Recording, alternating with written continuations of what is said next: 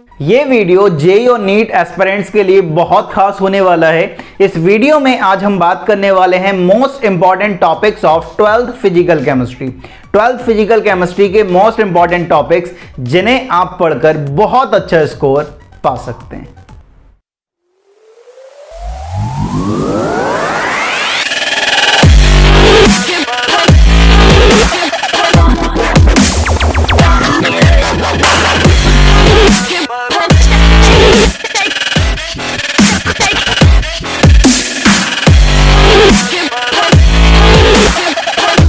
Hello everyone, कैसे हैं आप लोग। This is chemistry Baba. Welcome to chemistry Adda, एक ऐसा प्लेटफॉर्म जहां पर आप केमिस्ट्री को फील करते हैं।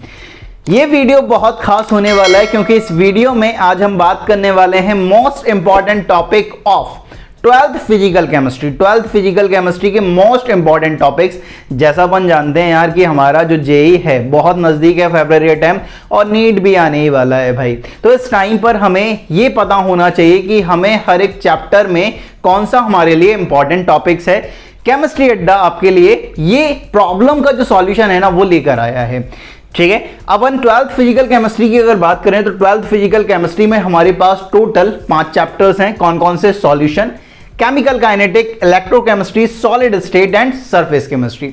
अब इन 5 चैप्टर में हमें एक मोस्ट इंपॉर्टेंट किस टॉपिक पर ज्यादा ध्यान देना चाहिए, ज्यादा कंसंट्रेट होना चाहिए, उन पर आज हम बात करने वाले हैं। सबसे पहले टॉपिक की अगर बात करें तो सॉल्यूशन।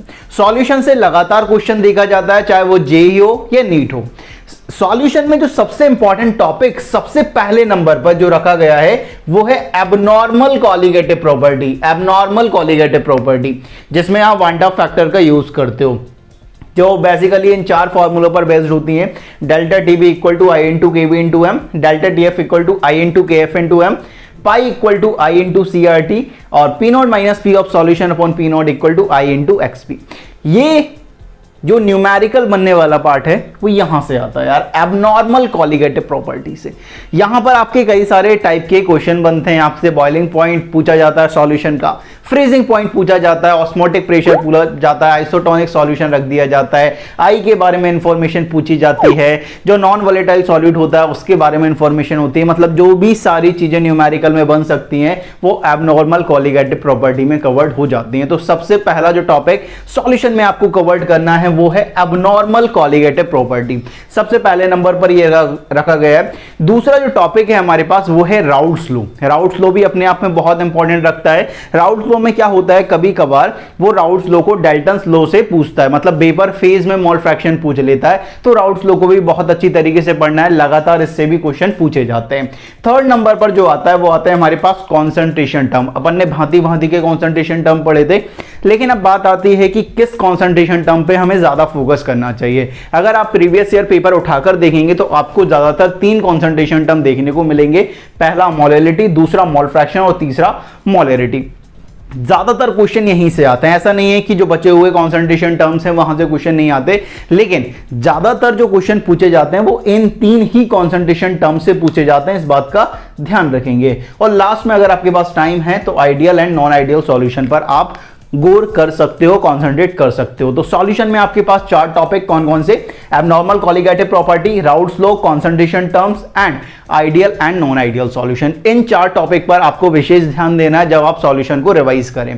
अब बात करते हैं कि सेकंड जो चैप्टर है हमारे पास, दैट इज केमिकल काइनेटिक्स की। केमिकल काइनेटिक्स में हमें किस टॉपिक पर ज्यादा ध्यान देना चाहिए? तो सबसे पहला जो टॉपिक रखा गया है वो है आर्रेनियस इक्वेशन। आर्रेनियस इक्वेशन पर आपको बहुत ज्यादा ध्यान देने की जरूरत है भाई। यहां से लगातार क्वेश्चन आते हैं। K इक्वल टू ए ई की पावर माइनस ई upon R T, activation energy पूछता है आपसे, रेट कांस्टेंट का रेशियो पूछ लेता है। मतलब इस फॉर्मूले से ही आप सारे रिलेशन निकाल सकते हो। मतलब आर्रेनियस इक्वेशन अपने आप में बहुत इंपॉर्टेंट टॉपिक है, लगातार क्वेश्चन आता है। दूसरे नंबर पर जो इस टॉपिक को रखा गया है केमिकल काइनेटिक्स में वो है ऑर्डर ऑफ रिएक्शन। आपको एक्सपेरिमेंटल डेटा दे देगा, उससे पूछेगा कि इसका ऑर्डर ऑफ रिएक्शन क्या है भाई, ये निकालो। यूनिट ऑफ रेट कांस्टेंट निकालो। मतलब ऑर्डर ऑफ रिएक्शन से कई सारे क्वेश्चन फ्रेम होंगे। अब जो न्यूमेरिकल की बात आती है, या तो न्यूमेरिकल आर्रेनियस इक्वेशन से बनता है, या दूसरा जो न्यूमेरिकल बनता है केमिकल काइनेटिक्स में वो बनता है ऑर्डर ऑफ रिएक्शन पर। फर्स्ट ऑर्डर काइनेटिक्स या जीरो ऑर्डर काइनेटिक्स पर आपसे क्वेश्चन पूछा जाता है भाई। तो ये 2 इंपॉर्टेंट टॉपिक केमिकल काइनेटिक्स में,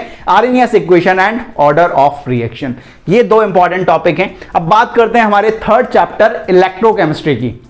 इलेक्ट्रोकेमिस्ट्री में सबसे पहला जो टॉपिक रखा गया है वो है आयनिक कंडक्टेंस, जो आपका आप जानते हो कि आपने इलेक्ट्रोकेमिस्ट्री को 3 पार्ट में पढ़ा था।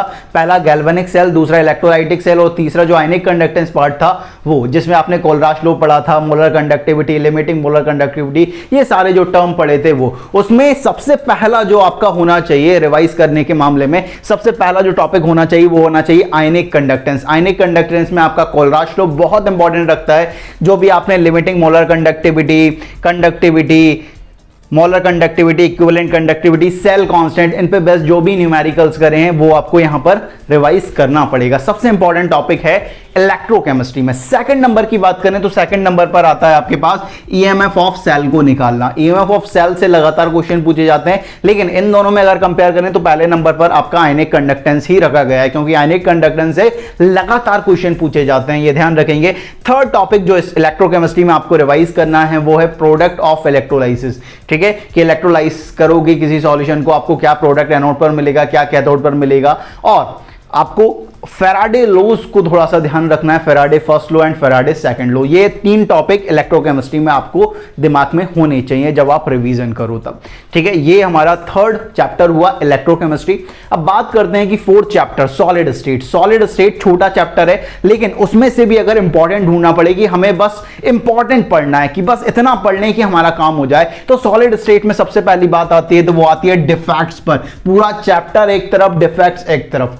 ठीक है, मतलब कुछ भी नहीं हो सॉलिड स्टेट में, आपको सिर्फ डिफेक्ट पढ़ के जाना है भाई। ठीक है, डिफेक्ट से आपका ज्यादातर काम बन जाएगा। सेकंड नंबर पर जो रखे गए हैं वो है न्यूमेरिकल ऑफ एससीसी, एफसीसी और बीसीसी। इन पर बेस्ट जो नए भी न्यूमेरिकल्स हैं वो आपको यहां पर प्रैक्टिस करने हैं। थर्ड नंबर पर आपके डेंसिटी वाले न्यूमेरिकल्स, और आपको पैकेजिंग एफिशिएंसी याद रखनी है कि एससीसी में कितनी थी भाई, एफसीसी में कितनी थी, बीसीसी में कितनी थी। इन सब की पैकेजिंग एफिशिएंसी आपको याद रखनी है सॉलिड स्टेट में, अपने आप में इंपॉर्टेंट है। इसमें 4 टॉपिक कौन कौन से, defects, numerical on SCC, FCC, BCC, density and packaging efficiency, ये 4 टॉपिक आपको सॉलिड स्टेट में याद रखने हैं। अब लास्ट चैप्टर की बात करें तो लास्ट चैप्टर आपके पास आता है सरफेस केमिस्ट्री। अब सरफेस केमिस्ट्री से लगातार क्वेश्चन देखा जाता है, चाहे वो थ्योरेटिकल हो या न्यूमेरिकल वैल्यू बेस्ड हो भाई।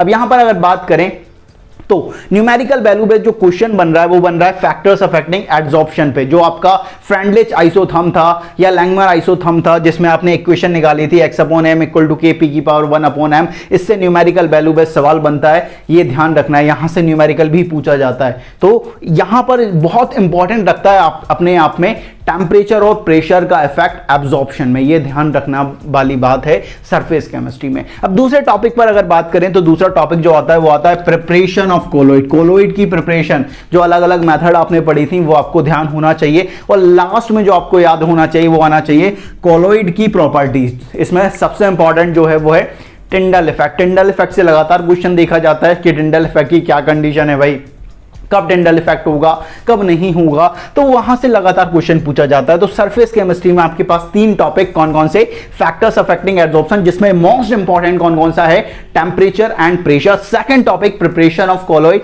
And third topic properties of colloid, जिसमें मोस्ट इंपॉर्टेंट टिंडल इफेक्ट की, टिंडल इफेक्ट की क्या कंडीशन है। मतलब ये ऐसे टॉपिक्स हैं जिन्हें आप छोड़ नहीं सकते हो, क्योंकि इन्हें छोड़कर जाओगे तो भाई बहुत नुकसान होने वाला है आपका, क्योंकि ये मोस्ट इंपॉर्टेंट टॉपिक रखते हैं 12th फिजिकल केमिस्ट्री में।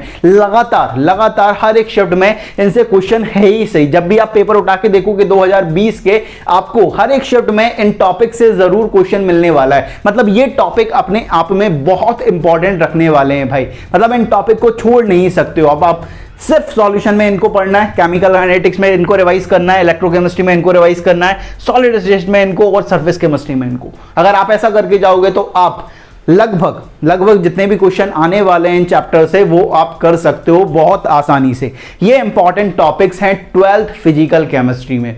ठीक है, तो इन टॉपिक्स को आपको विशेष ध्यान देना है। जब आप रिवाइज करो, लास्ट मोमेंट पे जब आप रिवाइज करते हो तो अपन को समझ नहीं आता कि हमारे पास इतना सारा सिलेबस होता है, हमको समझ नहीं आता कि हमें किस टॉपिक को ज्यादा टाइम देना चाहिए। आप इन टॉपिक्स को ज्यादा टाइम दें। ठीक है, अगर आप इन टॉपिक्स को अच्छे से पढ़ के जाते हैं तो आप हर एक सवाल इनसे सॉल्व कर पाएंगे भाई। इन टॉपिक, इन चैप्टर से जितने भी सवाल आएंगे ज्यादातर आप इन टॉपिक से सॉल्व हो जाएंगे भाई।